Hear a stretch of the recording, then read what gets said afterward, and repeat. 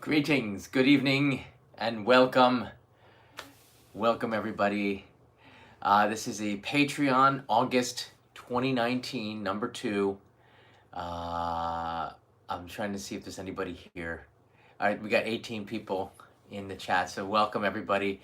I just remembered at the end of the month, yesterday I got done.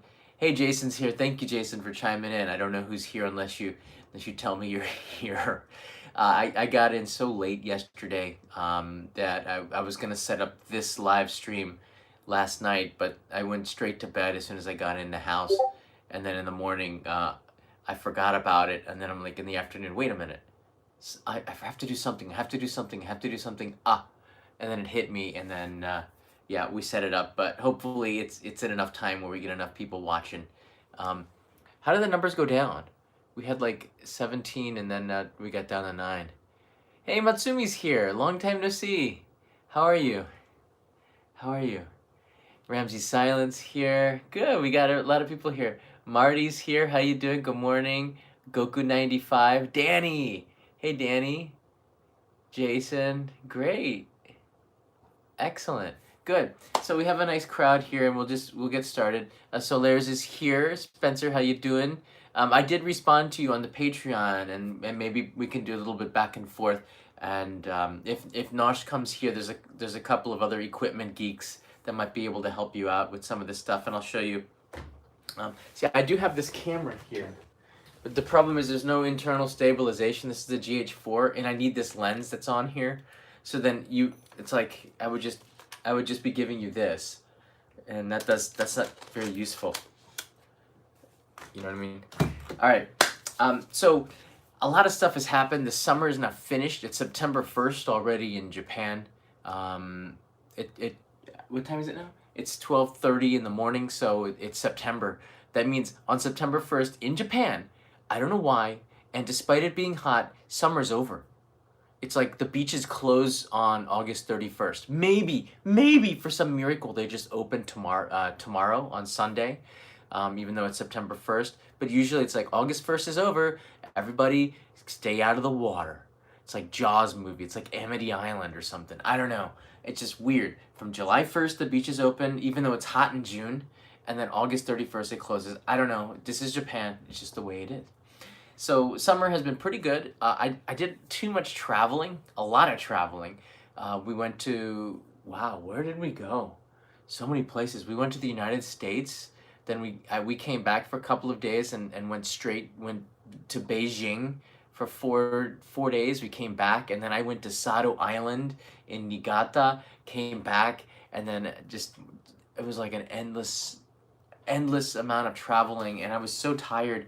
The last week I've been trying to edit, but then I've been trying to do a lot of other processing of setting up shoots for September that it's just been such a crazy week where I was going 2 steps forward and 2 steps back. Yeah, so I'm currently working on the sushi episode. The sushi menu at many sushi restaurants, you'll find there's a lot of non-sushi items, and so I'm focusing on those items because I think it's pretty neat. A lot of people won't go into sushi shops, especially from the West, because they don't like raw foods, raw meats. And actually, there's something for everybody at sushi shops, and the menu might surprise some people. So I thought that would be an interesting episode of Only in Japan. Not all Japanese can eat sushi, by the way. If you look in the Discord server, it's not really available. These 3 pictures in the samurai Discord chat are the mock-ups for the animated opening, and we're getting a little bit closer to the finish of that. Arthel, who's heading the project for D-Art Studio, told me that I guess I have to pick one of the 2, and it makes me worried because he said that he'd be done in September, and we're on September 1st, and he has storyboards. I guess it moves fast from here. I don't know. I hope so, because I can't wait that much longer. I've been waiting for this opening before I released a lot of episodes, because once you release an episode, you can't re-edit it and add this opening in. So the more episodes I can have with this new opening, the better it is. So we will see. But it's pretty cool. This is only 3 of about 18 storyboard shots that he sent to me. So I'm pretty impressed with the work that they do, and I have no doubt whichever route we go with the opening, it's gonna be pretty cool. It's gonna be pretty cool. Let me see here. I was trying to look for the thing. Only Japan Go channel. I changed the banner. I changed. Do you guys have a question? I changed the banner here, and I'm trying to put a little bit of work in the Only Japan Go channel this week because I'm going to be releasing this join button or sponsor button, and we're making, and the reason why is just because I want to release emoji and try to make the live streams more fun in the chats. So I'm making up, I think you can only release 5 emoji, but I know we're gonna get a bunch of people joining. So I'm trying to find somebody to help me because I want these emoji to be really good because people will have to pay to join. And if the emoji are really good, then it's gonna be so much more fun in the chat. I think you'll see some people who are adding in custom only in Japan emoji while the live stream is going on. I think it'll work really well because only Japan does like 15 or 20 live streams a month, right? So anything we can do to make it more fun, I think is really interesting, and it will definitely generate a little bit more income since the main channel income has been going down. The ad revenue has been going down. The new banner looks pretty good. Thank you, Goku95. UFO Bob, good morning. You made it. We only started like 6 minutes ago. Good morning, Nosh. Nosh is here. Is he here? Is Nosh here? I don't see Nosh is here. Yeah. So I'm gonna go over some of the questions that you have. We're gonna go to Discord and have some. We're gonna talk for a little bit.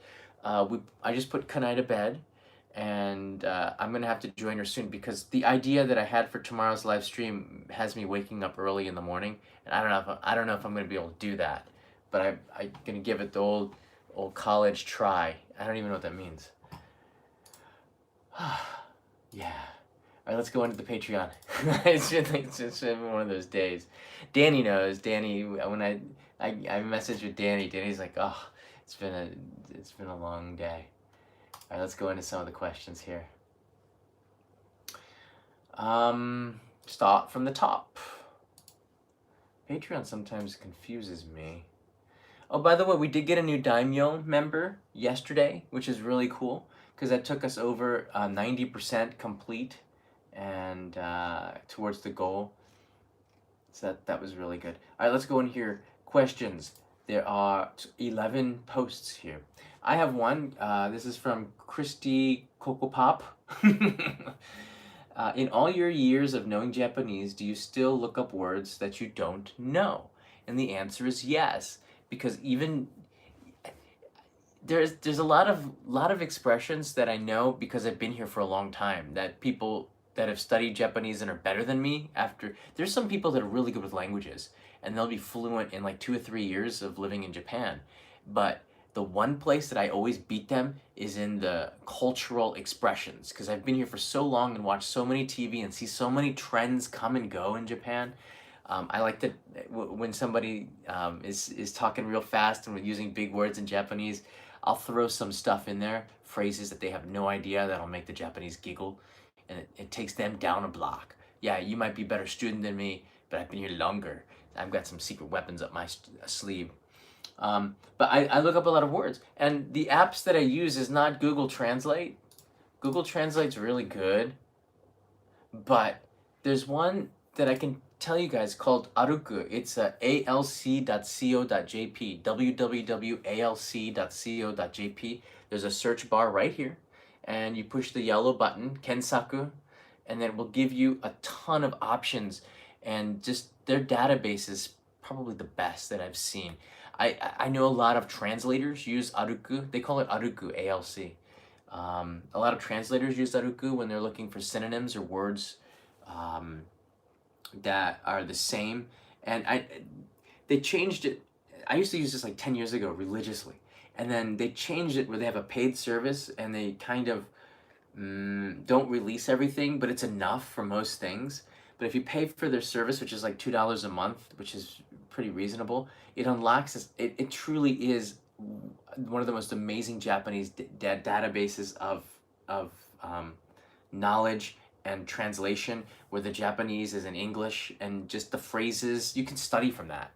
If you're that type of person that likes to study from experience, just studying aruku probably would make you a lot learn Japanese a lot faster. If you have that kind of a mind, that's how I do it. Like I'll just experience words at random, and they repeat in my experience, and that's how I pick them up, not from studying in a dictionary. Oh, I'll do that, but I'll also use the words. Just force myself to use it until it becomes a part of my Japanese lexicon. That's how I've learned. Nobody corrects you, by the way. Everyone just thinks it's cute if you make mistakes, but nobody corrects you in Japanese because they don't want to make you feel bad. They want to encourage you. So you might make the same mistakes over and over again. That's another thing that's really hard with learning Japanese. Nobody will correct you because they're afraid to. It's a good question. Ado is here, I hope. If your alarm went off, Ado, you're on Dutch time. Anyways, it's 5:30 p.m. I thought you meant by 5:30 a.m. because you said alarm clock, but it was 5:30 p.m. Eugene, I have been to Oedo Onsen in Odaiba. Where are other onsen locations in the Tokyo area?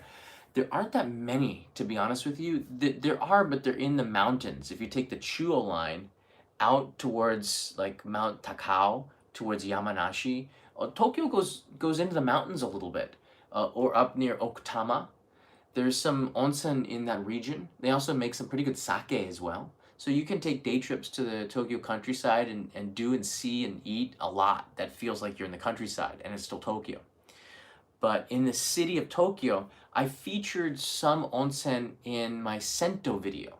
Tokyo has a lot of Sento. Now that's decreasing rapidly, but in that Sento video, you will find onsen, and they're just drilling deeper to get that onsen water.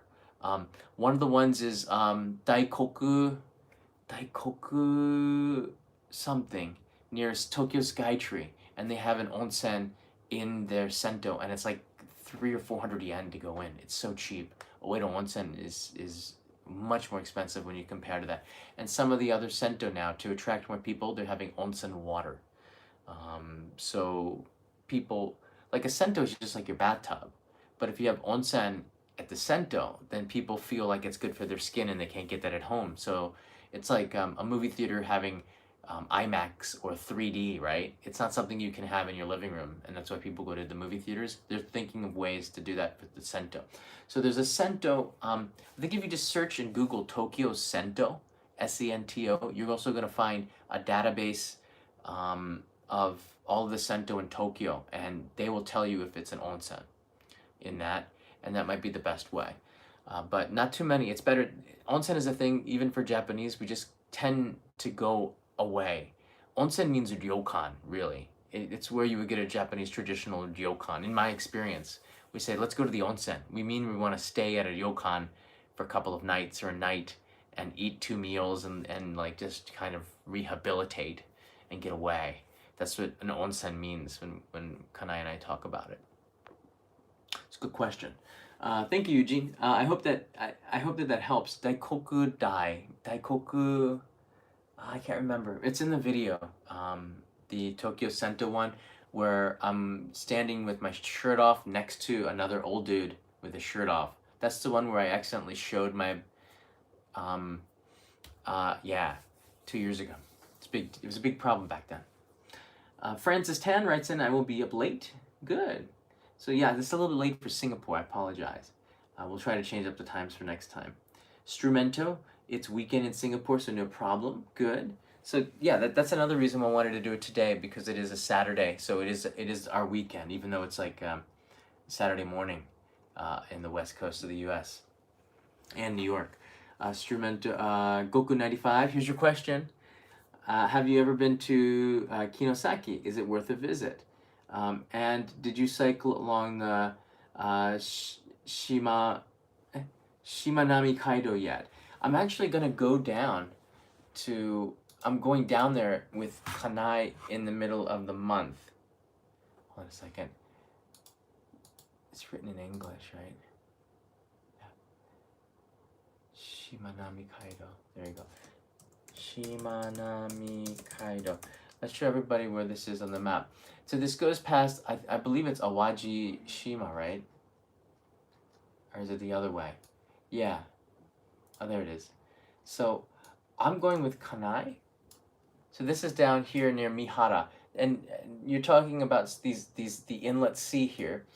Kanai and I are going to this island here in the middle of September, Awaji Island.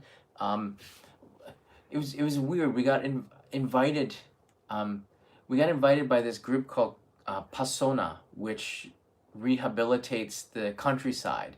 And I didn't see a story with them, and I told them no because I didn't want to do a sponsored job that would promote their company, right? It's like, what's the story with this? All right, I could see how another YouTuber would go there.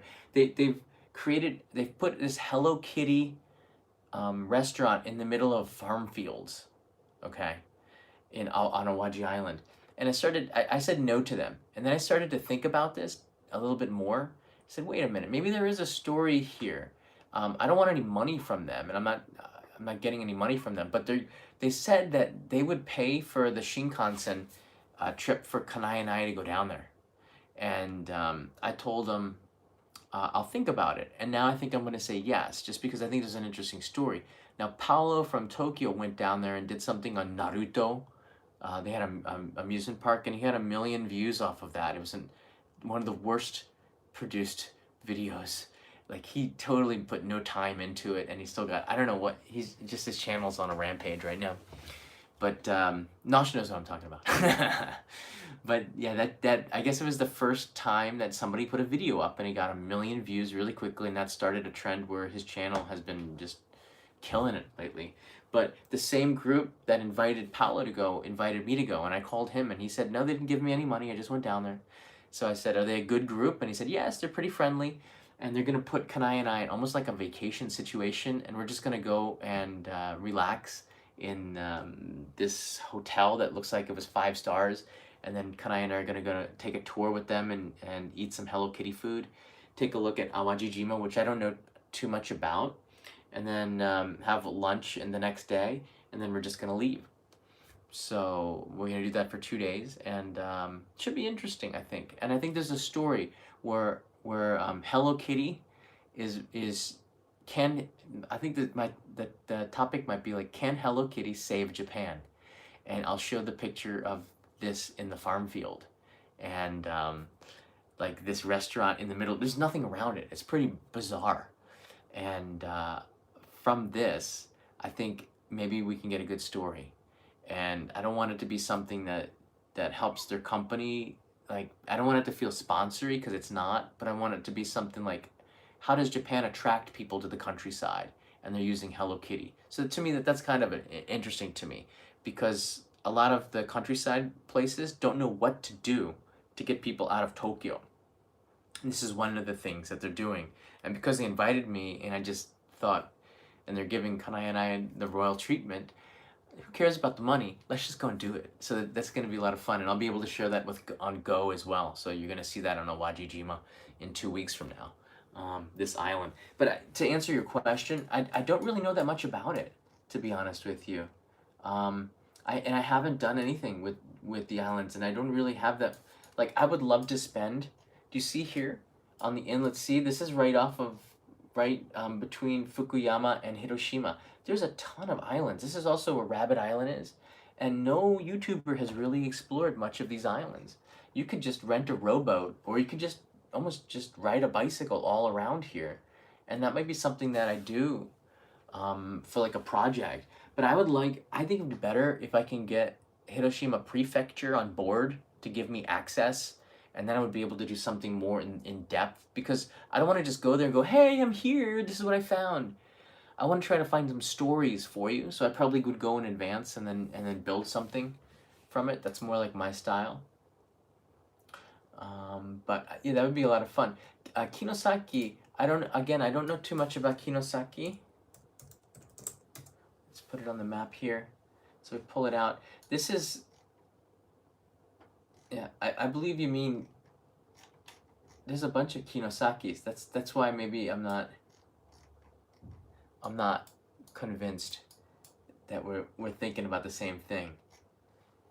Yeah, So it's a bunch of Kinosakis, but I I think that that area is worth a visit. I had friends visit me from Denmark, and they rode their bicycles along the Shimanto, the Kaido there, the road through the islands. I think near Owajijima, and they loved it. They had really good weather, and in the summer it's cooler down there because of the breeze. So they really love that. They went to Kyoto, they went to Tokyo, and then they spent 3 4 days bicycling, and they loved it. They said that was the highlight of the trip because they saw so many things that they wouldn't have seen if they were just a tourist around the big cities, right? So that was a really good experience for them. So yeah, get in touch with me, Goku95, and let me know a little bit more information. I know you're here. Hello Kitty without Jennifer. Yeah, I know. I probably missed your message if you had any follow-ups. If you have any follow-ups, you can go ahead and try, and I'll look at the screen a little bit more. Did you get your... Oh, that's right, Jason. Did you guys get your daimyo boxes, by the way? I sent that a while ago. They should have arrived by now. Yeah, I sent also Katayama an express box, and he got that 3 days later because he used it for an auction. I believe he wanted some stuff from Japan to auction for charity, so I sent him a special package for that, and he got that in I think 3.5 days. So I figured the daimyo packages weren't that far behind. Madison, it might be the slip I just got. Wow. Well, good thing. Did you get? I think yeah. Everything. I'm trying to pick things with longer shelf lives, so it should be fine, as fresh as possible with longer shelf lives, because I know it's gonna take 2 weeks to get to some people. Oh, Jason got his. Okay, I only took a week to get to me. Good.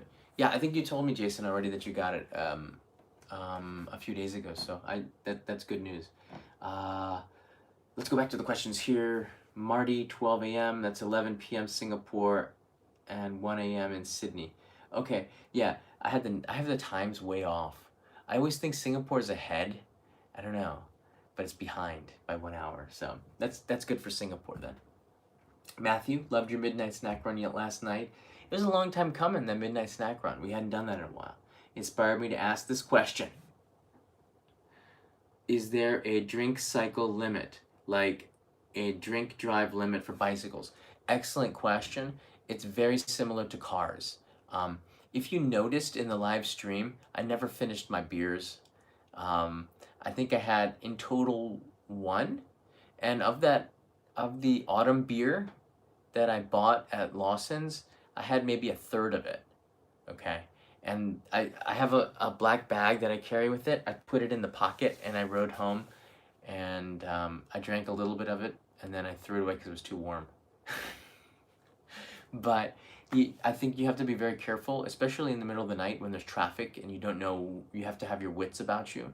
You shouldn't be riding a bicycle drunk. Although in Japan people will do it and they think it's safer, but you can also cause road accidents. So just check yourself, and even if you're riding a bicycle, police will stop you. And if you are inebriated, when they do, especially in the middle of the night, I want to point out to you, if you are riding a bicycle after like 11 p.m., the police may stop you because one thing that Japan has a problem with in the cities is bike theft. People who are riding bikes that they've stolen, or somebody forgot to lock and they just take it. That's one of the problems that they have. So the police will stop and do checks, and if they do and you're inebriated, you're drunk, or they smell alcohol, then you have another kind of a problem, because you're not supposed to be riding a bicycle at a certain limit, just like automobiles. I think it's a little bit less than automobiles. Automobiles, I wouldn't even touch alcohol in Japan. You don't want to get caught with that. They're very strict. Yeah, and yesterday was a long time coming with this midnight snack run, and that was a lot of fun. So we'll try to find some other areas to go, and maybe some with some more food. The problem is that there's not a lot of street food or food that you can eat unless you go into restaurants. So I might try to set it up where I can go into a restaurant before it closes and then get like a bowl of ramen or something. Do it in advance. I think it'll be a better midnight street run. Maybe Monza Nakacho, or some of the other old school areas. I think it has a little bit different vibe than Shimbashi downtown. It's not as many people. I'm gonna turn now to the Discord server, and do a samurai chat. So I am now in the Samurai chat room. It's a true story. I am right here, and let's see here. Crazy. You're kind of crazy. I can verify that he is indeed right there. Crazy. All right. Very good. Welcome. I see UFO Bob is here as well, Spencer. Welcome. Hola. I see UFO. I'm here. I can verify. You might, if you are gonna do the chat, you might want to mute the video. I'll try. As long as you, but the problem is you get really bad sometimes at holding down your push to talk button, and when you keep going on the live stream. That's true. That's true. That's true. I might just in the next live stream I use Discord. If I use it in front of the computer, I might just disable the push to talk and just do the talk as a master. But right now I'm doing the push to talk. I'll try to be really good about it. Sometimes I forget which key I did. Not right now. It's the tab key. There is a way to set it up so that it just goes continuously. The problem is that might backfire if you try to use it in other cases. That's true. That's true. So I let's see if we have any other questions, and then Spencer, I'll talk to you about your other question, because that might be something that some of the other people that are watching might have a question about. So let's do that last. Does Jason, Michael, and Michael, thank you. It's nice to join. I see that you're muted here. That's okay, but I'm glad that you found the Discord and you joined us here. Welcome, Michael, and UFO Bob. If you have any questions, you can chime in anytime and ask. I'm here. Yeah, I have a question for you. How are things developing for your office? That's a good question. So, Han and I haven't. We were gonna look for it, and then we stopped because we got so many. So, I come up with about a dozen ideas, and then I've been giving them to Hana, and Hana will email them to try to get them to give us permission to film, right? Because I'm looking for stories, and everybody responded, and then so we're like, what should we do? We should look for an office, but because I was away in Beijing, on Niigata, and all these things are happening, we haven't even started that actually, Vern. So not good. Not good. Well, you can only do so much, and you're putting up content is more important, I think, at this point, anyway. Yeah, I want to get an address and a home base, and that's going to be necessary for the store, the online store, because I don't want to run it out of our apartment, because I don't think Kanai is going to be really happy with that either, to have a bunch of stuff in the house and order things and have it coming out of here. But I do have the second option is a lot easier. I have a ton of friends that have office space already that they don't use. So one of my friends who lives down the street from me has an office in Ginza on Chuodori, above one of the major jewelry shops near Ginza Ichome. And he said that I'd be able to use much of that office space. And he got it from an old Japanese guy who's had his office there for 2 generations. And now he's so old, he doesn't want to sell it, but he doesn't use it either. He doesn't know what to do with it. So he gave it. He's letting my friend use it, and he says that I would be able to use it too. I'll just meet the guy and introduce myself, and then maybe give him I don't know, a Blu-ray disc or something as a present, and he'll let me work out of there for a while. That would give me an address. It's a pretty amazing location. Like I wouldn't be able to afford it kind of location. So that might be what I do in the beginning, and then after I get the new channel up and the content starts to roll and the engines are going, then the next thing would be to open up my own office, especially when you have a little bit more revenue coming in from the sales of merchandise. And then from there, I'll be able to hire some more people, and then we have a full-fledged something, right? So are you going to shift all your work, your personal work of editing at the office once you get one? I found that I can't let somebody else edit everything that I do. Because of the narration and the way I work, there has to be my fingerprints on every episode, or else I think as the viewer you will know that my fingerprints are not on it. Like I had So one of the people who's editing the videos is Dan from Simon and Martina. He's used to be their cameraman in a lot of their videos, and Dan edited 3 videos of that we shot, but none of the videos. When the edit that came back to me, I'm like, no, that's not what I do. That's not only in Japan. That's not me in those edits. So what happened was I ended up re-editing it and spending almost as much time as I would is if I just edited it myself. Hana edited the blue ramen, and she did such an extraordinary job. She was trying to imitate me, but in a way that was, I don't know. She did a really impressive job with it, and for me to finish off that video took me half a day, but it still takes quite a long time, even if there's an external editor. Whereas when I talk with Eric Surf 6, he gives his style's really simple. He just gives the video to like an editor outside, and they just edit the whole thing, and then he just puts it online.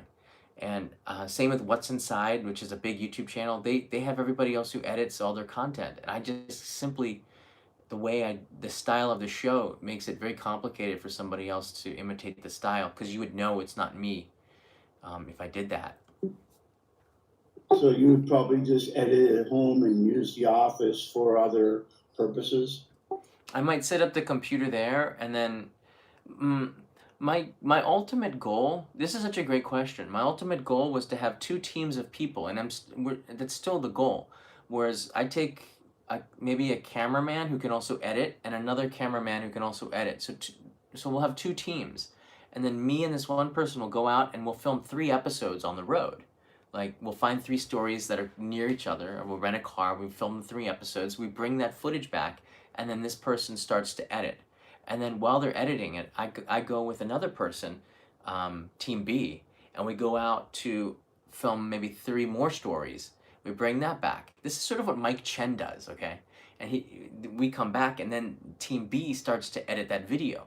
And then when I come back, I'll clean up what Team A did, and then we'll start to release that. And then as we finish that, I'll go with Team A while Team B's finishing it up, and we'll go out and film more and then bring that back and maybe even eventually get a Team C. So we're always got stories editing it. This is sort of the only way to compete right now, and only in Japan.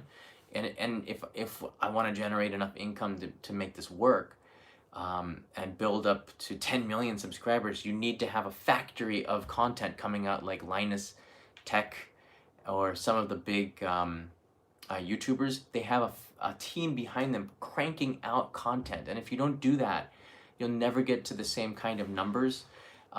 Jun's Kitchen is one outlier. There's some outliers to this. Jun's Kitchen is one of them, but you can never, because the content's just good, and unique. But you can never get to a higher level without having a business behind your content now, and that's where I'm trying to get to. That's the next step, and that's the hardest, I think. Yeah. Great, thank you for filling me in and everyone else. Yeah, it's a good question because I think right now for me, Patreon is the one thing that's keeping this idea afloat and pushing it forward. Like this is where the money to hire Hana is coming from, and to pay for Dan, who's been editing the videos. So I'm putting this money back into the show to try to increase it. You just haven't seen it yet because we're still coming up with a catch-ball routine that works for us. I'm so used to doing everything myself to a fault. That's not a good thing. I think when you first start as a creator, you almost take pride in the fact that if people think that there's a team behind you, and you're doing it all yourself, you say, "Damn! If they think there's a lot of people part of this team and it's just me editing it, I'm doing a pretty good job of it." But the thing is, that's not such a good thing because you're also running yourself into the ground. And for too long, I guess it's like from 2016 to 20 until now, I've been just running myself into the ground. I'll go out on a shoot, come back at the material. I'm trying to edit it while I'm also setting up the other shoot. And then I'll go out. Before I finish that, I'm out on another shoot filming. I have a MacBook Pro so I can edit on the road, but I'm not good at laptops with editing. I need something desktop with the power, and so I can just focus on that. but so the videos never, I get a queue already, and the videos never get done because I'm not here enough to edit them. This is sort of a problem. That's why I need to change the style to survive. Just not just to build the channel, but I need a team, so I can rest a little bit. And I have a ton of ideas, but which a team can handle. But I have to get used to that format, that style.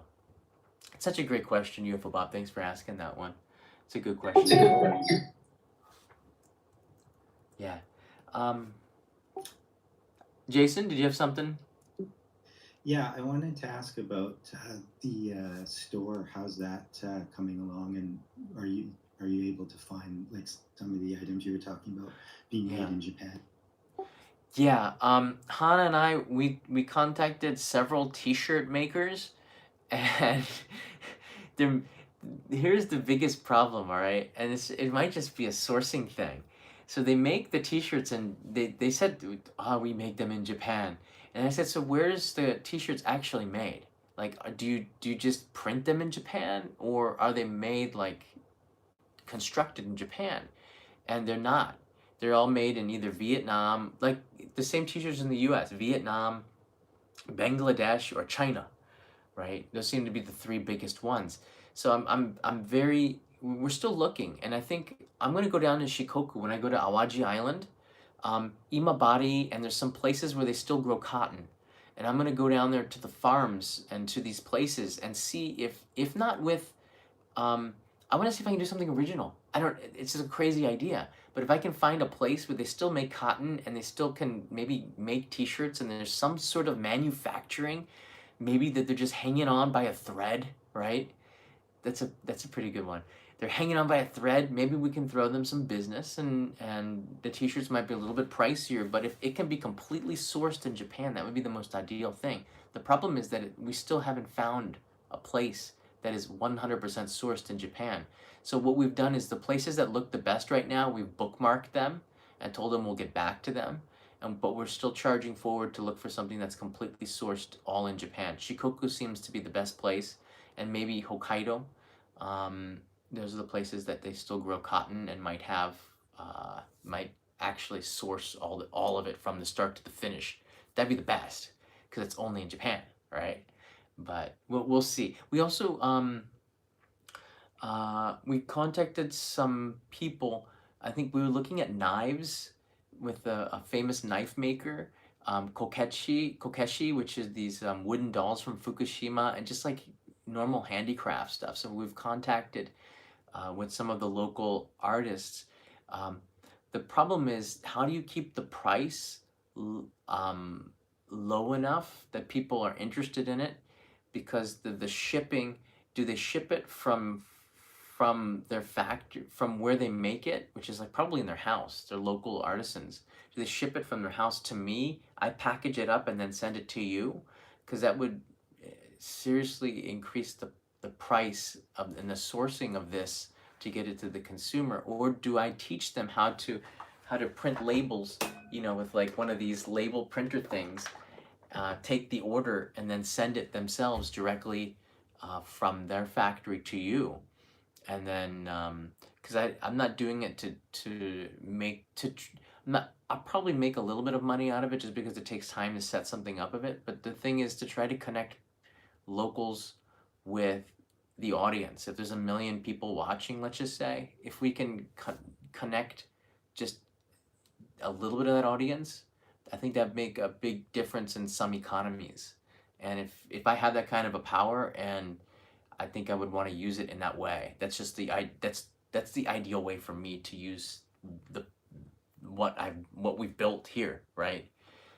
It's just it's not as easy as I thought. It never is, but that's the challenge of it. And Hana has been so important to push this forward, while I can still create and edit and get shows up and take time to go out to dinner and stuff like this and live a life, but also continue to push forward on some of these initiatives. You just can't. I just couldn't do it by myself. So Hana's been huge, huge, huge doing this. And I think she's going to continue, even though she's going to the United States in a couple of weeks.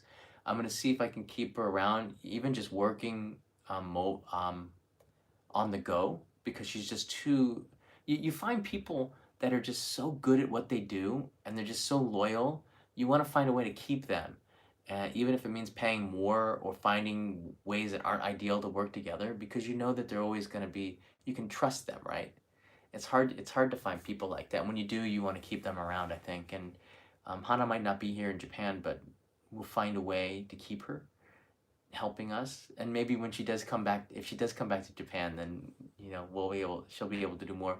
Maybe work full time with only in Japan. Who knows? So I think there's going to be some big opportunities next year. Yeah, I like that idea of you keeping kind of like true to what your vision is, even in regards to things like merchandising and that. I think that's a really good. Yeah, thanks, Yeah, Jason. thank you. It's really admirable to see that even as you're growing to these really astronomical heights that none of us could ever really probably achieve without a lot of work as well, that you're still holding to your values and trying to make the best of what you've got. I guess I don't know really Yeah. how else to say it.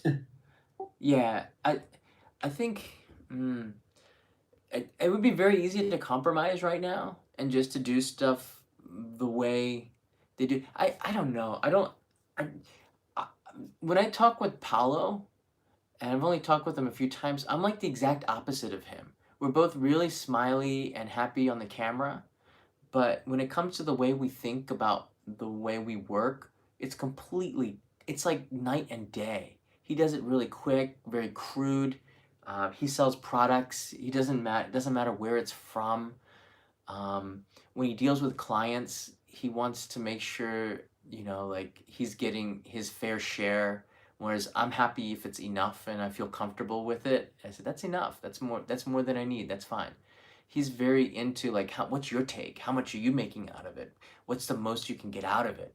And I, I think you can see maybe just our generation. I don't know what it is, but for me, if I compromise, you don't really move the ball forward, I think, right?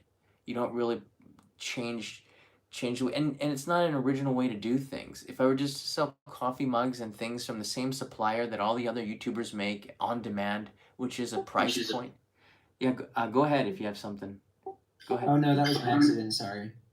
Oh no, it's okay. Anytime, just interrupt because I tend to just keep on talking. But anytime. We are here to listen to you talk. If it makes you feel any better, so keep going. I'm sorry. That was me accidentally hitting my button. All right, no worries. No, I think that like if you do ever anything that you do, you should do it the best that you can do it, and you should also try to always be original. And if nobody else is doing it, this way, it's got to be tough, or nobody's ever tried to do it. And the more I think about it, I think if you can find a shop that's completely sourced in Japan, I can see a lot of good coming from that. But on the back end of it, if this is possible, I bet you in Japan, the media is going to pick up on this, and then maybe the business will soar because I've done something that nobody else has done, is find products sourced completely in Japan and find an international market for it. It just takes effort, and this is the hard thing about it. This might not work. I don't know. But if you just keep on taking steps every day, which is what Han and I have been doing. We talk like all the time on progress. Like, what has she found? What have I been able to accomplish on this side? And then just take steps forward. Something's gonna break our way, and then we're gonna have an amazing store of locally sourced goods. And then I think the reason why I talk maybe a little bit so much because the back stories to some of these meetings is pretty interesting. It might even be a good book. I don't know. I'm taking notes on it. We'll see. But if it does break our way, you'll know what went into it, and I think that that's pretty important, especially if you're backing this series and supporting. I would want to too if I was supporting other creators to know what they're doing to make it the with the evolution of what they're creating, right? Yeah. Well, at least we know where our dollary dues are going and they're being spent well. Indeed. I'm very serious about it. John, I'd like to say that your attitude and philosophy of how you do and what you do is one of the reasons I support and watch. And I suspect that's the case with most of your viewers. Yeah, I mean, for me as well, when I started even just thinking about uh, TDR plans and considering still the idea of going into video content creation, I think, how has John built this up, and what are these things that I can learn from him and other content creators, especially those focused here in Japan, and also others who are focused on Disney. And a lot of what you do is very inspiring, I will say. And that's why it was, uh, for me, it was really an honor to meet you and actually speak to you. And even through these Patreon chats, it's really refreshing to hear your insights and hear your experiences, because it seems to inspire a lot of people, myself included, on how we can better our ventures, Yeah. whether they be on YouTube or otherwise. Yeah, thank you for that. I think I you just have you keep it really simple, and I remember I'm just gonna go back a story and that kind of changed me, and probably inadvertently too. There was a guy, a friend of mine, about 10 years ago, and he was always into these get rich quick schemes. So he gave me these cassettes by a con artist who had gotten all these people together to believe in him. He'd been arrested several times on conning people. I don't know how he even got this far. He gave a speech in Switzerland or something, and he was talking about the secrets to life, and he wanted to make a secret society, and you had to pay him like $100 a month and all this stuff. But inside of those tapes, there was a little bit of truth. So afterwards, he wanted me to join his secret society. Of course, I wasn't going to do that. That's like ridiculous. But the one thing that I took away from it that just made sense was that the secret to life is just to be happy as long as you can be happy. Um, and I figured, like, why do I need to pay or be in a secret society if you've just given me the answer? Because to me, that's very easy to do. Um, you can control that too. To an extent. I know not everybody is in a really good situation. Just Mr. Beast. I don't know if you know one of these YouTubers, or you might not like his content. Um, I'm not. I I don't know. I don't. Never mind the content at all. But he wrote a tweet, and I started using Twitter more. And he just says, every day he just feels so happy to be able to do this every day for his living. That was his tweet. I feel every day that I'm so happy to be able to be a YouTuber, to be able to do this every day.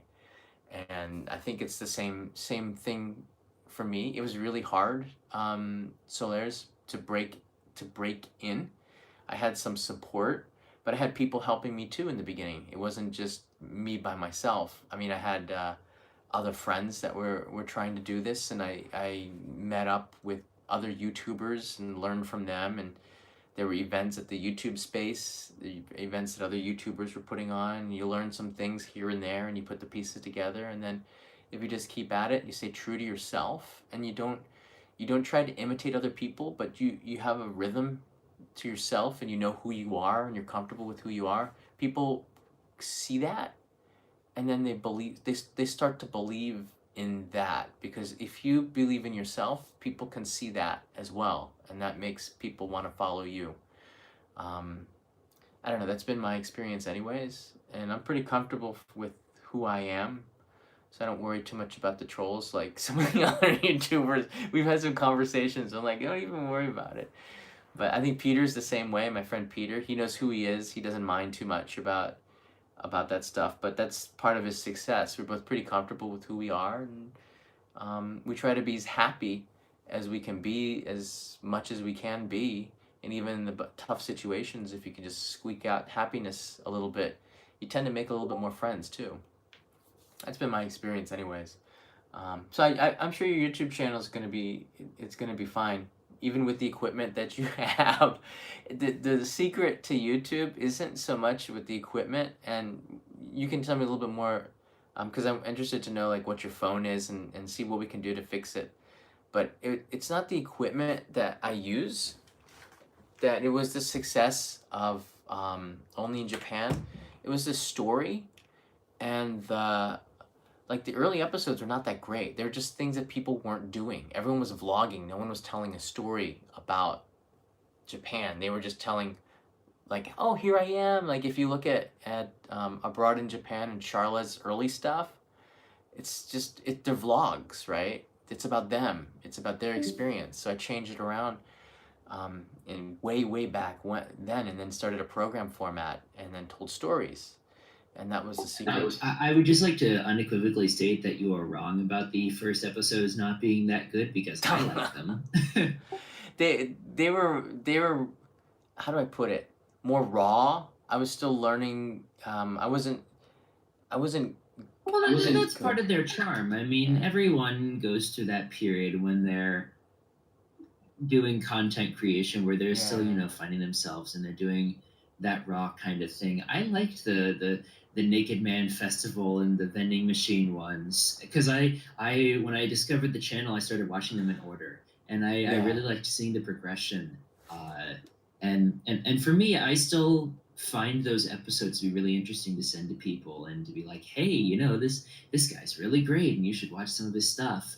And a lot of the earlier episodes still appeal to people. I mean, I still kind of want to go out and do the Naked Man Festival. It just kind of You looks like should. fun. You should. Yeah, I'd like to second that.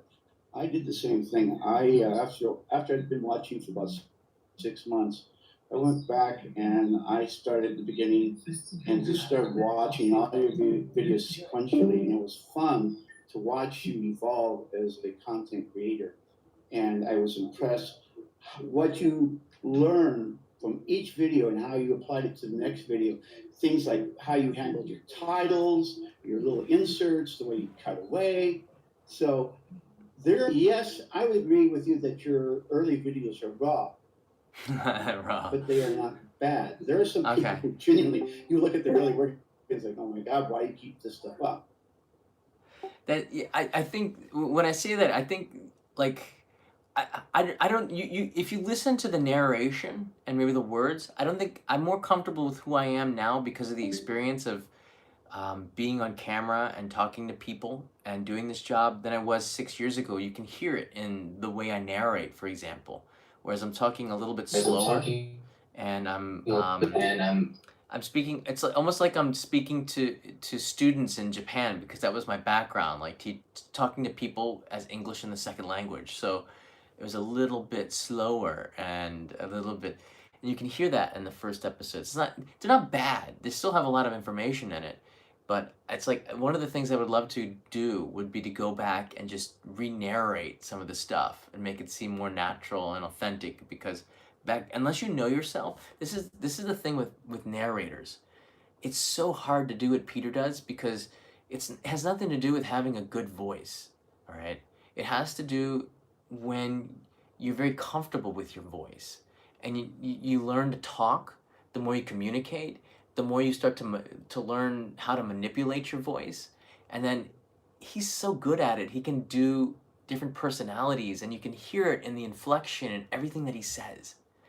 It's just extraordinary. And I think all his friends are narrators too. And when we do hang out, I think a little bit of that will rub off onto me because I think you really are a product of who your friends are. If your friends are narrators, you're probably going to improve as a narrator as well.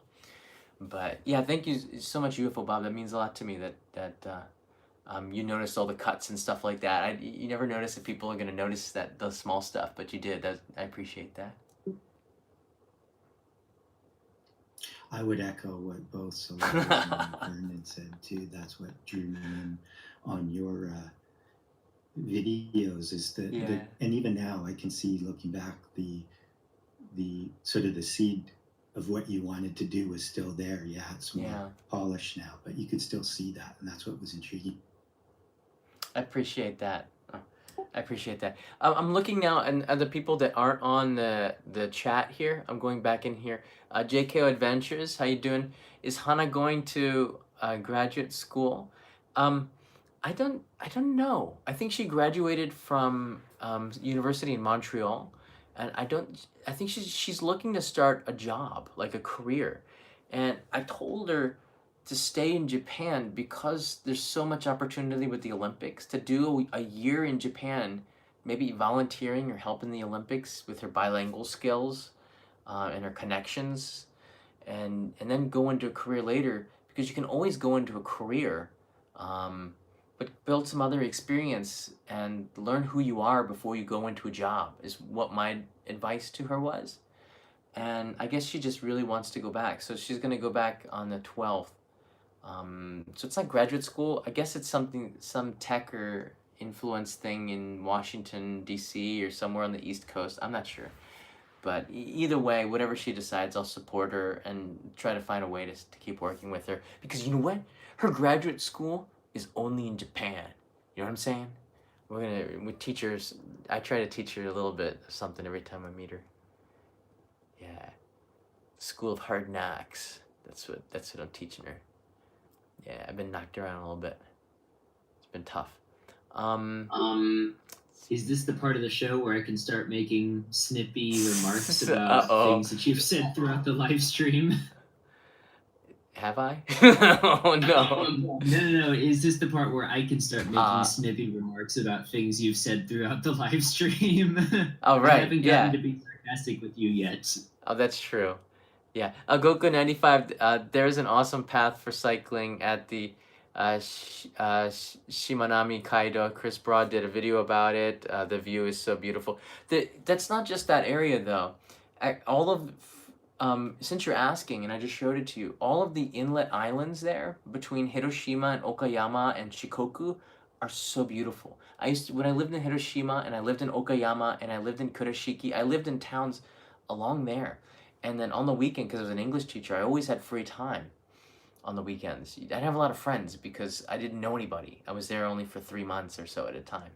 I would just take boats and you'd be able to travel around a little bit the areas. I didn't even know much Japanese. I didn't know the islands I was even going to. Just go in a boat and then eventually get to Shikoku and then come back. You could do day trips and stuff like that. Oh man, some of the light that you get in the morning and in the evening, the sunsets, the scenery, long views. It's just really such a beautiful part of the country, and one that's not getting enough attention, I think. So I appreciate you bringing that up. I don't know. I don't watch any of the other. I don't watch too many other YouTubers, so I haven't seen that episode. Yeah, I guess. Yeah, so I guess before we go, I want to talk a little bit about equipment, and I wanted to ask. So there's what equipment do you have? What are you using right now as your camera? Okay, so I actually did answer this in a Patreon message okay. to you, but I answered like 20 minutes before this stream started, so you probably haven't gotten to see it yet. haven't. I have an iPhone 10. Okay. The biggest problem with it, though, number one, the Disney people out here have ridiculous cameras with ridiculous. I don't really even want to match them, honestly. I just want to not.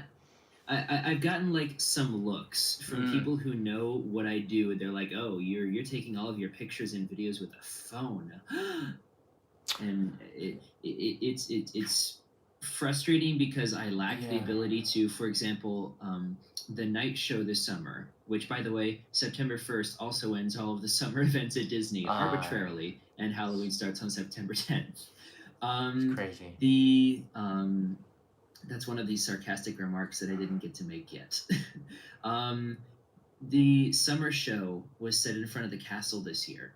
And so you have a very dark castle behind it with like some subtle lighting changes and some projection mapping effects. And then you have a stage in front of it with very bright spotlights. And you either wash out the characters and everything happening on stage and try to get the whole picture, or you lose about half of what's going on, including projections and the fountains in the background and spotlights and such, because the iPhone is not very good at capturing a low light, active scene, especially when it comes to multiple lighting situations at the same time. Yeah. And so that's one of the main reasons why I'm looking for a camera, is I want to be able to capture all of these different light things happening at the same time, because this was a big deal and I missed out on the ability to even get in on taking good pictures and videos of this event because the iPhone has a bad camera for that kind of situation.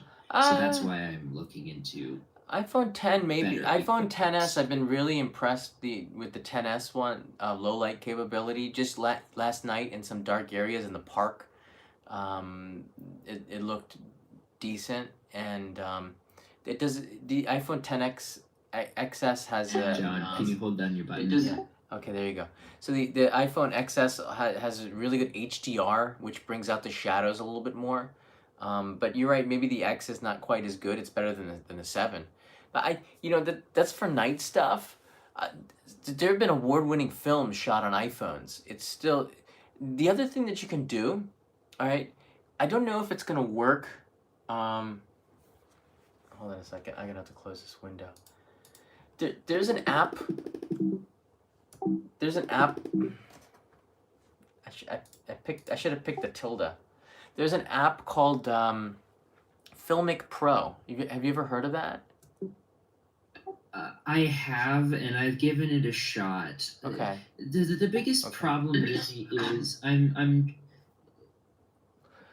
again, these people who they blog about Disney here, they have like my father does wedding photography on the side, and when he came to Japan the first time, he was absolutely blown away by these people who have like $2,000 or $3,000 lenses that they just casually switch out and change around Yeah. for all of their Disney Instagramming, blogging. Are they making money off of this? Some of them, yes. Some of them are just ridiculous fans who probably have way too much money, and I don't understand where they get it. Yeah. um, and I really don't even want to match that. What I want to be able to do is rely on the fact that my camera will work. Even Okay. shooting daytime shows, I've been having trouble. And some of it has I've tried different apps, and I even have like little attachable lenses and such. It just really comes down to the capabilities of the iPhone, um, and how much it's willing to put up with in regards to ambient temperature and Yeah. ambient lighting, and just various factors that have led me to the conclusion that it really isn't sustainable to keep handling everything on my phone. It at some point there's going to need to be a time, especially as I continue considering to expand into content creation and blogging, that it will need to come to the point where I probably need a dedicated camera slash video device. Here's the thing. If you're not making money off of the content you create or the pictures that you're taking, it's really hard, of course, to justify upgrading any equipment. But uh, will you be able to make more money by buying this equipment? Are you confident that you'll make money because you have a better phone or a better camera? I'm hesitant really to begin entering into things like blogging and such without any kind of Okay. thing that is like, hey, I don't have to worry that I'll be able to take this. I don't have to worry about, hey, this show will be coming soon to the YouTube channel with subtitles, and then, hey, here's all the new food and the stuff like that. I am getting Yeah. paid, just not through my website. I'm getting paid to write for WDWNT. Okay. And of course, the amount that I get paid per article wouldn't change based on the fact that I have a camera, but it certainly wouldn't hurt. And Yeah. I've been talking with a few people recently. They've wanted me to start like a video podcast, kind of like a vlog a little bit, but also not, about Tokyo, because apparently that's really desirable content in the Disney community. So it comes down to, and then John walks away. No, I'm here. I'm here. It just comes down to the fact that I'm really hesitant to enter into content creation with something that I have already found to be unreliable. And that's why I'm not even looking into buying like an expensive $1,000+ camera. That's why I'm looking at the used market and trying to see where I can kind of get an entry level and at least know that it won't be as much of a concern. All right, a couple of things on this. The camera, and JKO Adventures just wrote in, your pictures look great, by the way. She's checking out some of your pictures. The before you start to go into the camera, the one thing that a lot of people with really good cameras, they think it's always the camera. First of all, it's usually the lens. Second of all, I think you should pick these up. These are the Rode Wireless Go. I think they're about $200. That's going to be more important than your camera, because having good audio sometimes will trump the picture that's coming out of it. People just don't have patience with bad audio. Like, and that's the cheapest thing that you can get, and you'll probably have this for years. These two things are so awesome. It's so small, and you just clip it on. The mic's right here. Boom. You have audio right here, and it'll completely change everything. So it doesn't even matter about your camera. The second thing that you can do is, if you're doing the thing with videoing is, I think it's good. This is such a hard thing, because I still don't think that you need um, an upgrade in camera so much as just maybe a better strategy. And I know that this isn't what it's really hard to say. Like, because this camera, what was this, like 20? This is a GH5. When I got it, was what? You're saying an expensive camera's $1,000? I'm telling you, I'm telling it, No, I'm saying an $1,000 is expensive cheap. camera. I'm saying an expensive camera is $2,000. Okay. I just am cheap, and it takes a while for me to earn money. Yeah. Well, in that case, like this is still pretty darn good camera that you can pick up probably for $1,200. It's got internal stabilization, IBIS, so you can hand hold it and it looks like it's on a tripod. It's got one of these flip out screens, you see, right, like John. So I don't know. The thing is, like, all the equipment, I need it. I need the lenses to it. I would just give you a body. You'd have to buy a lens. But I'm telling you though, like, to me, if you can't afford it, it's like, if you can't make money enough off of it, off of the equipment, yeah. It's becoming a saturated space, and I don't want to Yeah. get left behind by people who do have the better equipment. The way And I understand that. I think I know what yeah, I think I know what I want to say. If the market becomes saturated, I don't think it really matters whether you have a good camera or not. It's about being different. Whenever you have a saturated market, what can you do with this Disney content that nobody else is doing? How can you see it from a different angle? Not zoom in on everything. Oh my god, they love close-ups here so much. It drives me crazy. Maybe, maybe I'm seeing this from the wrong angles. So if there's a crowded field of people, you have to find an angle that's very unique and different, and there is one or two or three or 100 that exist, but you have to find another way in that connects with the viewer or the reader in a different level than everybody else, whether it's the way that you write it, the way that you take pictures of it. There's always a more original way to do it, and you have to come up with that. That's more important than the equipment. I think anyone who can tell a good story through visual, through audio, through words will always have a job. It doesn't matter. You just have to find an original way to do it that's different than everyone else taking those close-ups, but find a different way to do it. And then even with the equipment, you're gonna find everyone's gonna be throwing their money at you to continue to do what you do, because you do it better than anybody else, and you were the first one in that space. But if the space is crowded, you have to compete, and equipment is just one thing of many that you can do before you get your equipment upgrade. What are you gonna do with that equipment is sort of the thing. How are you gonna compete? And if you're going to compete, you got to be number one. You're going to have to claw your way up to that, because I always like to be number one. That's why I do it. But I do have a couple of ideas already, and I've implemented it in a test when I shot the Easter videos. The biggest thing I've noticed when I see people who put out Tokyo content in English is no one actually subtitles the shows. yeah, Even if you're watching it with a video that has an English title, no one understands what they're saying. Yeah. And so my biggest idea was, I'm learning Japanese. I have several Japanese friends who also really love Disney. Why don't I subtitle these shows? And I ran it with both of those shows, and it's still a small platform. Yeah. But Yeah. the limited amount of responses I've gotten have been overwhelmingly positive about it, and it just comes down. That's one of the main things I want to go for is having good sound, because I'm a sound person. Yeah.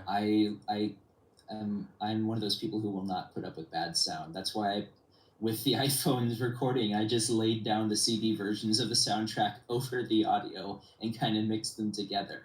But I also think that actually helping people understand what's going on Yeah. will be That's good. immensely successful if I can build something around that. That if no one else is doing it in this space, that's huge. I think that's really good to do. I think UFO Bob might have some advice. You're also in this space too and have a lot of experience. Is there something I'm missing? No, what I was actually going to do is say that you're dead on everything you said. George Lucas has a great quote: "Do what you can with what you got till you can afford to get what you want to do what you want." And it's all about content and not so much about equipment. If you can tell a good story with a cheap piece of equipment, you can do just that much more when you have the good stuff. But you got to learn how to do the storytelling first. You can have the best equipment in the world, but if your story sucks, no one's going to watch it. And the other thing that I want to reiterate that John said: sound. Sound definitely trumps visuals over anything. I don't know how many videos I've gone to watch, and it's all echoey and muffled, and I immediately shut it off. But if the audio's good, and even though the picture's a little dark, I'll watch. Yeah. I'm with you on that. I am a sound person. I try my best to salvage what I can because I can't stand bad audio. I'm one of those obnoxious people who collects music in lossless, if that gives you any context. Yes. So I try my best. I would also say, if you want to pick up a DSLR, go to something like Craigslist and buy a used one. Get yourself a Canon 60D. You can pick up a Canon 60D with a standard lens that comes with it for like about $600. Now again, it's not the top. I'm trying to do, something cheap and used. I don't really want to buy new. I don't usually buy new anything, honestly, because a lot of people kind of tend to throw away their stuff when the next big thing comes out, and you can get something that's still incredibly good for a ridiculously low price. And so that is kind of what I'm trying to do. Is I'm going to, I'm looking for used things. And the original question I posed to John was, do you have old cameras that you would be willing to lease or sell? It wasn't what are you using that is the highest rate. I asked, what are you not using that you might be interested in letting go of? Yeah. I've been attacking this at the angle of cheap and used. That's where I was coming from in the first place. UFO Bob. And that's not to say that you're making a bad point. I'm just saying I'm already there where I'm looking for something cheap and used that will still get the job done. The other thing I want to point out is that once you import your video, a lot of the work is done in post-production in terms of how you color grade it. And there's a lot that can be done, especially if you're shooting in RAW. Yeah, I recommended that. I brought up Filmic Pro because you can shoot in log, and using the iPhone 10, it'll use a higher bit rate. You can pick a bit rate above what the iPhone does with its camera. It's the app that is the camera app. Filmic Pro will allow you to do like 100 megabytes, the same as you would do in this camera almost for 4K. And if you shoot in log, then you can grade it and then bring out more of the colors. It just takes more time. But if you're really worried about the quality of the audio of the video, then learning how to do log video that'd be a good opportunity to learn off of that. And it does look good. It's more brings out the shadows and stuff. What I have to hope is that my MacBook Pro will not burst into flames trying to do that, because I already struggled to render 4K Apple's default video codec. Can't even remember what it Well, was when I was running the Easter. Well, then shoot in 1080p. You don't need to shoot in 4K. If you're having problems with the processor crunching the video out of your iPhone, shoot in 1080p. Again, I'm just gonna go back to the live streams. It doesn't matter if it's a 4K, 1080p, or 720, or sometimes even 480p standard definition. Again, like if you're not engaging the people, they're not gonna stick around. So to me, it's if you can fix the other things, and then eventually you'll you'll find that equipment that really works for you. Have you tried camera? What is the place in Shinjuku? I am for used equipment. Have you gotten a chance to look in there? No, not yet. Most of my search for used things has been focused online. Map camera, I think it's called. That's all the used equipment, and most professionals, when they do move on to that next new equipment, will sell their equipment there. I don't know why, but in Japan they like to go to the store, and map camera is. I bought my Fujifilm 100X Fujifilm camera there, and I think it was like $300 less than a new price, but it was in such really good condition. The thing with buying used camera gear is that, especially lenses, you don't know how the person has treated them. I would prefer to buy the lenses or even get them new, because lenses are something that last for like decades. They should.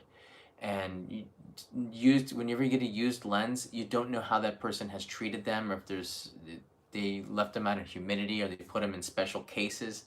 So that's one thing that I would hesitate to buy used. But camera bodies are disposable.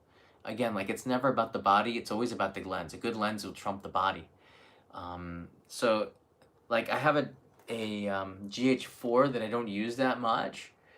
It's a B camera, but there's no in-body stabilization, and the low light is not that good. And to be honest with you, probably the iPhone 10 is about the same in low light, because that's a newer than this camera that came out in, I think, 2014. This was the first 4K handheld camera, I think, at the time that came out. But I typically will use my equipment into the ground, because I don't see the need to upgrade to the newest and greatest. I've been using the GH5 since 2017 in 4K and love it, because it does exactly what I need to do. So I don't have too much equipment for you. No, and that's okay, and that's why I said, I totally understand if there isn't anything. It was just, the thought of John has gone through some equipment, I'm sure, in his time. Maybe he has something sitting and collecting dust on a shelf that he doesn't need anymore, and that was kind of my thought process when I came to you for that. Yeah. I'm genuinely in the mindset of, let me just see where I can kind of at least get up one mark on the metaphorical shelf. Yeah. I had like a better metaphor, and I totally forgot it. But like, go up one spot, I guess, to the point where I can at least feel like I don't have to worry about the quality that the iPhone has been giving me. That's my biggest thing, especially because I really loved the summer show.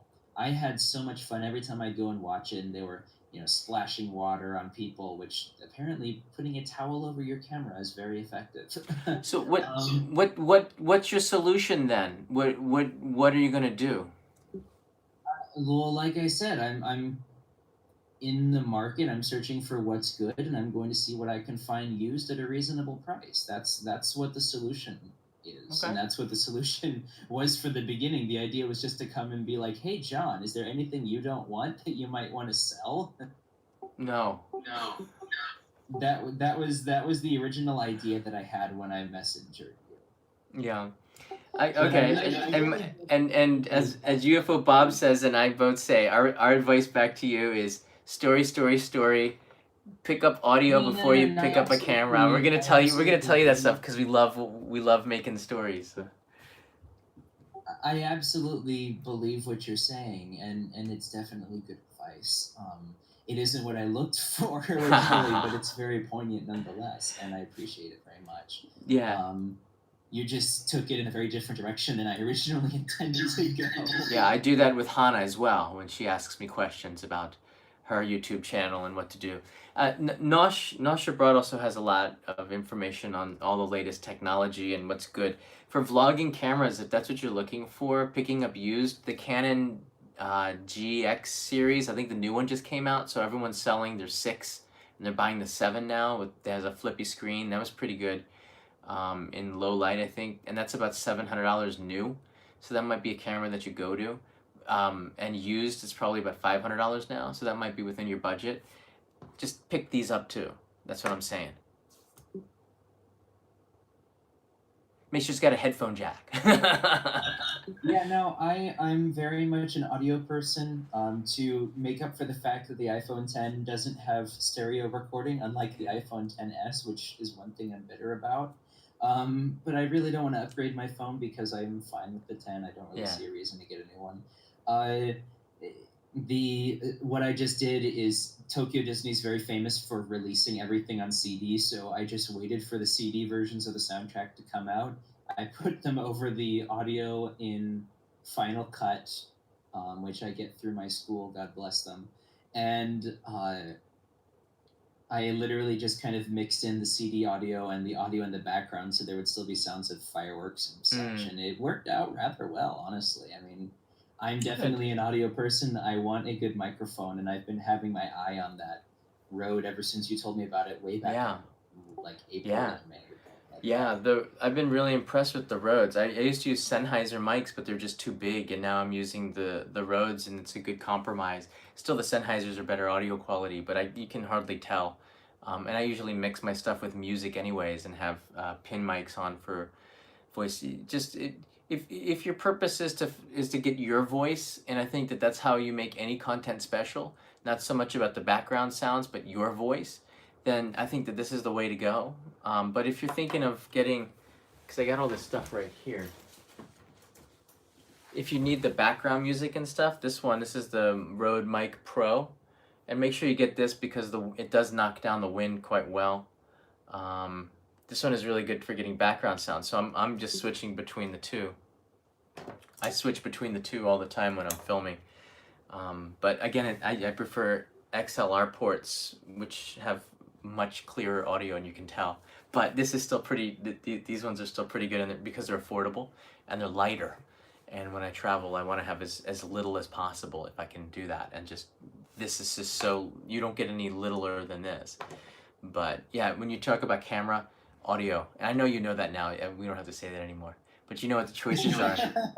But you know what your choices are. But I'll tell you this, okay? This is the last thing I'll leave you with. If you're in the market for used cameras, wait about 3 weeks, because every camera maker right now in September starts to release all of their new cameras.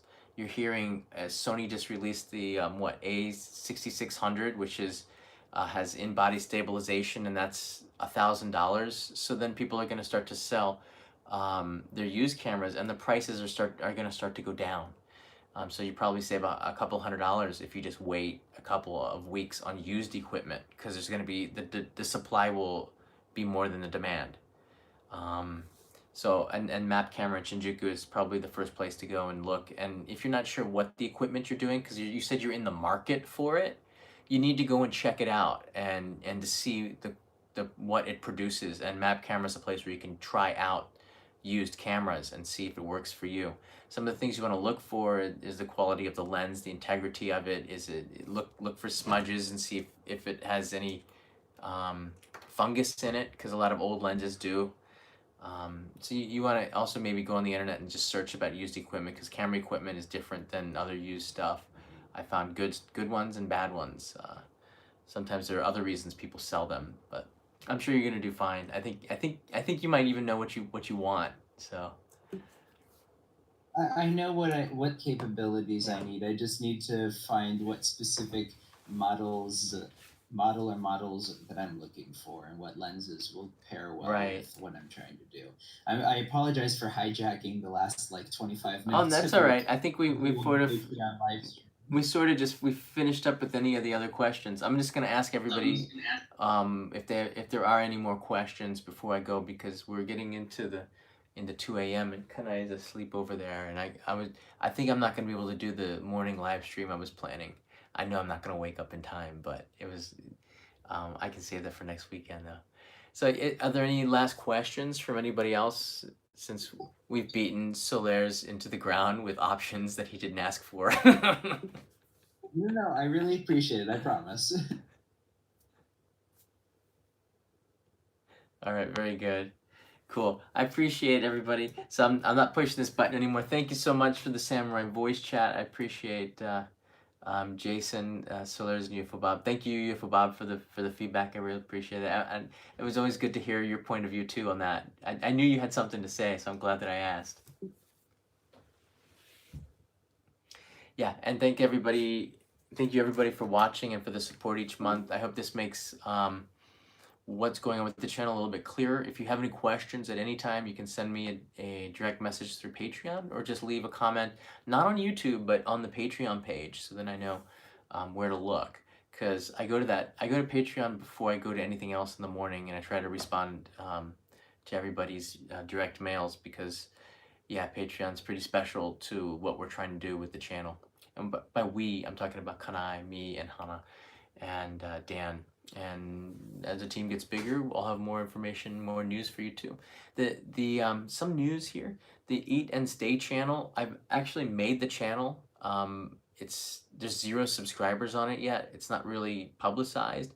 I'm still working out the artwork on the Eat and Stay channel and some of the other stuff. But the episodes, there's maybe 3 episodes that are almost completely finished editing, so we have some content, maybe 2 or 3 episodes going up in September, closer to the end of the month. But if you have any ideas for artwork or storyboards or anything for this channel, or what you'd like to see with the Eat and Stay channel, now would be the time where we can brainstorm ideas, and I'll try to initiate that into the series, because it's I'm making it separate because it's something that Kanai and I can do.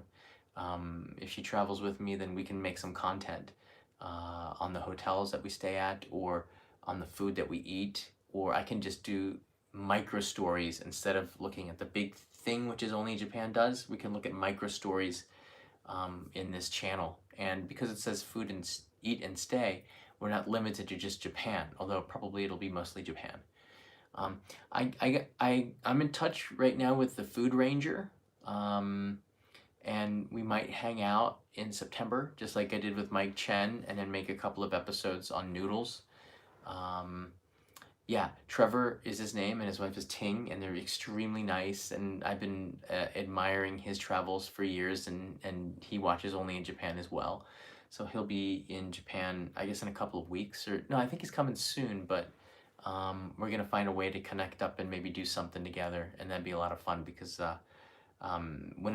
whenever any YouTuber comes to Japan, I kind of like to meet them and greet them and hear what they're doing, and then share some stories about YouTube on the back end, and then on the front end about content from each of the channel, and to see what we can do to grow. And his channel is like huge. I think he's got like 2 million or 3 million subscribers now.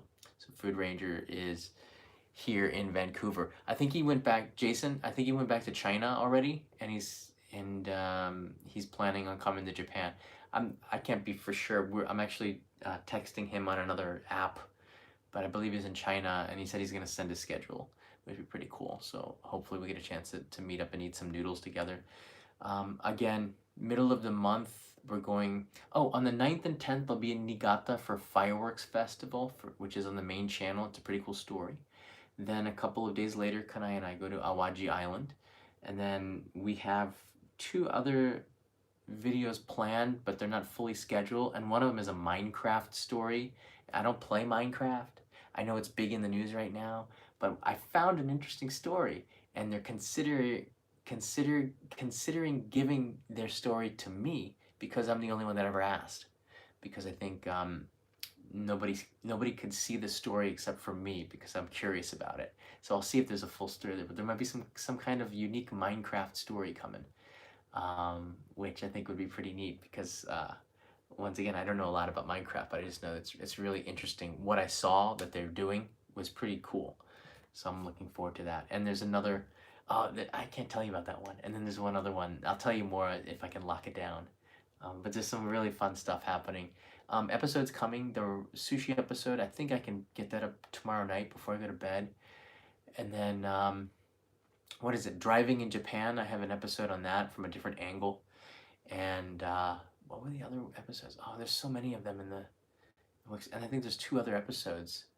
Oh, there's a Hello Kitty episode, which is just a fun little thing that Jennifer and I did. Jennifer Julian's in it, so that's you'll see Jennifer on the main channel again after like 5 years since the Cat Cafe. That'll be coming in a couple of weeks, I think. So there's so much content coming. I'm just waiting for the animated opening. I'm waiting and waiting and waiting because I don't want to release a bunch of stuff without it because I think it would be better with it. So I'll give you an update on the animated opening next week when I meet with Arthel and the team.